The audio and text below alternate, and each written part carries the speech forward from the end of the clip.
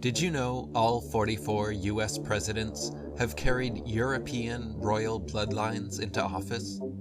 34 have been genetic descendants from just one person, Charlemagne, the brutal 8th century king of the Franks. 19 of them directly descended from King Edward III of England.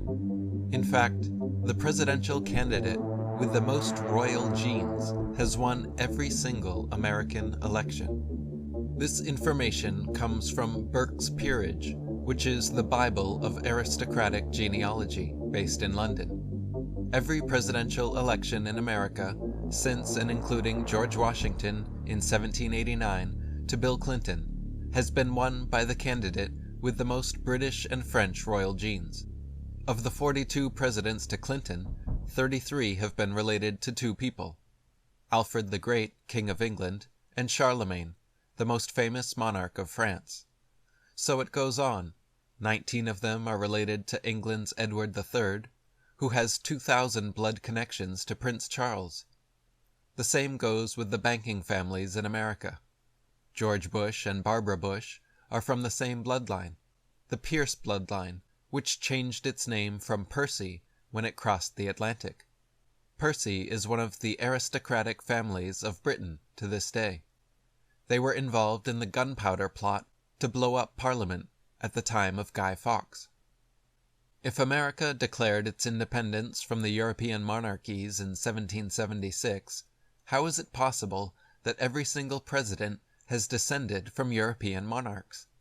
If presidents are democratically elected, as we are told, what are the odds that we would always choose members of British and French royal bloodlines to lead us? Michael Tessarian wrote, "The Americas have always been owned and governed by the same royal families of Britain and Europe that conventional history states as being among those defeated during the wars of so-called independence." David Icke wrote, "If it really is the land of the free, and if, as is claimed, anyone really can become the president, you would fairly expect that the 43 presidents from George Washington to George Bush would express that genetic diversity. You're having a laugh. The presidents of the United States are as much a royal dynasty as anything in Europe, from whence their bloodlines came." Researchers like David Icke, Michael Tessarian, and Fritz Springmeier, along with foundations like the New England Historical Genealogy Society, Burke's Peerage, the Roman Piso homepage, and other reliable genealogical sources, have documented these royal presidential bloodlines. Actually, by branching out far enough on the presidential family tree, the dedicated researcher will find that all 44 presidents share kinship, belonging to the same general ancestry, often called the 13th Illuminati bloodline, the Merovingian line, and or the Windsor-Bush bloodline.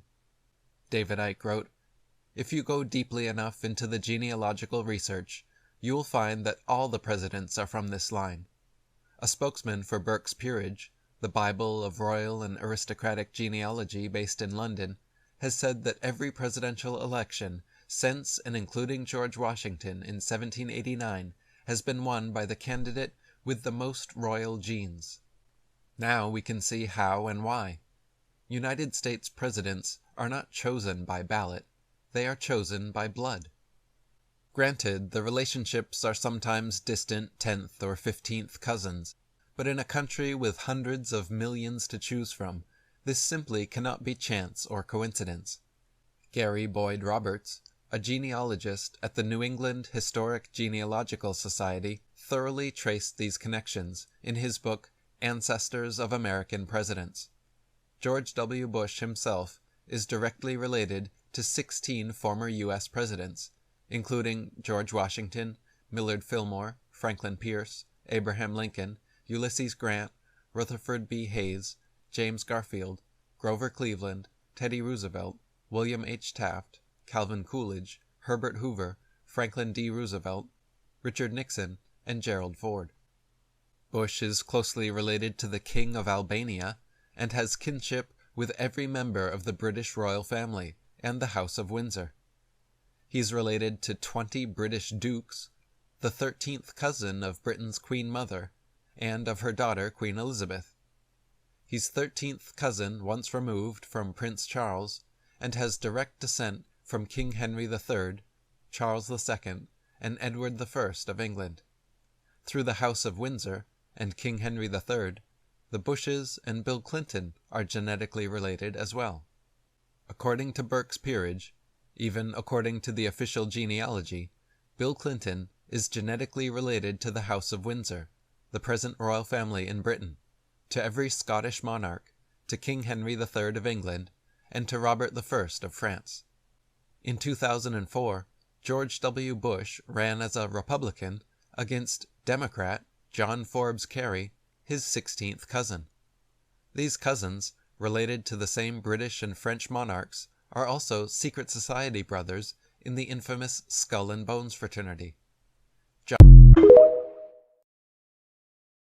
I used to think that oil came from decaying animals, but turns out that oil is just a mineral that will never run out, just like water. No one referred to oil as a fossil fuel until Rockefeller, who controls the public schools and owns all of the oil companies, started calling oil a fossil fuel. Oil does not contain any DNA to test that it came from an animal, and there has been no observation of decaying animals turning into oil. And they'll say, well, that doesn't rule out the possibility that could come from marine animals, but you cannot say for sure that it is a fossil fuel if you have never proven it, and the only way you could prove it is if you went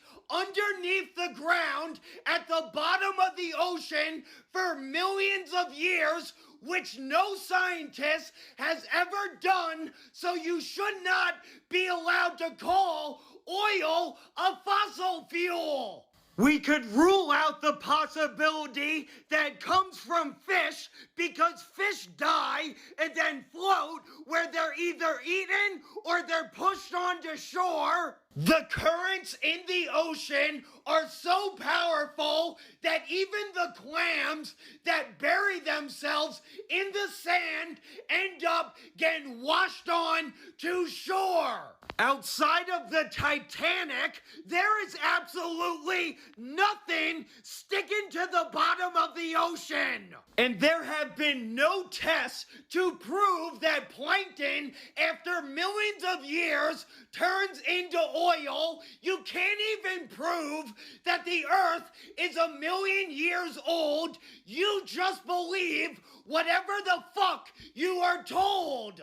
The people who are pushing this lie that oil is gonna run out are the people who are investing in the oil stocks. Because if people knew the truth that oil is just another mineral that burns like coal and will never run out like water, oil would be worthless. Look at what Russia is doing. They are in the middle of a war. They have a bunch of sanctions on them.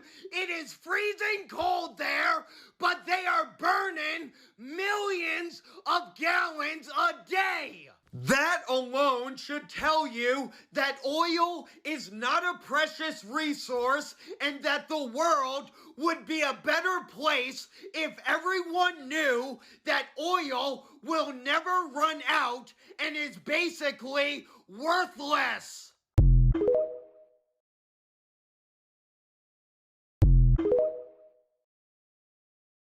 These power players a priority for us right now? Can we even touch them? No, it's like everything.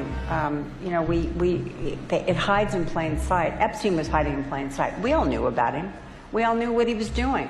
But we had no one that would go after him. They were afraid of him. For whatever reason, they were afraid of him. This is Cindy McCain, the wife of John McCain, admitting at a conference that everyone knew what Epstein was up to, and this is the wife of a former Republican presidential candidate. You know, that's hugely significant to say that it was just known and that powerful circles did nothing about it. And so that directly undercuts this whole narrative that, you know, oh, it was just Epstein and he conned everyone. But this didn't get really any mainstream coverage at all. People need to understand the fact that government, the financial world, specifically the banking world, have enabled Jeffrey Epstein's crimes.